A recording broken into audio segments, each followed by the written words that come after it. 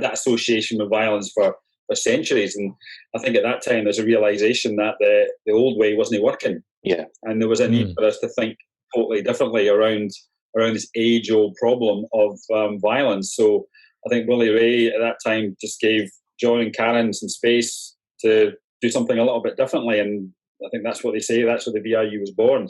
And this is where they approach sort of justice as more of a sort of public health issue rather than a sort of criminal issue in a lot of respects, yeah? Well, that's right, and I think people often think, I often got called the soft cop in my time at the VRU, but, people still need to be held accountable for what they do. That didn't change then, and it will never change in the future. If you break the law, if you use violence, there's laws in place to make people conform to that what's accepted in society.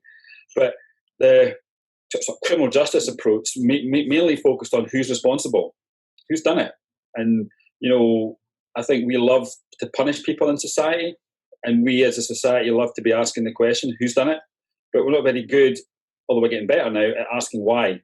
Why is this happening? What is contributing to levels of violence in society? So we still need to do the who. We still need to work with perpetrators. We still need to support victims. That's crucial, how we work with victims. And also what was discovered in the early years of the VRU is that victims and perpetrators are often the same people.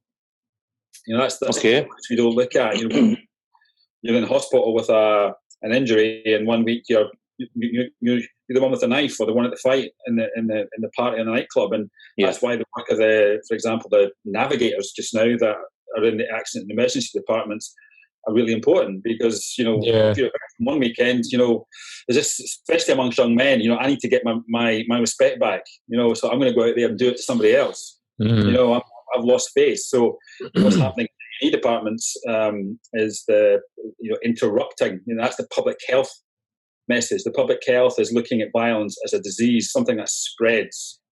People come out of prison and they are back in their communities, back in their families with these violent attitudes, with whatever's going on, and can that spread onto their sons, their daughters, their families, into their communities.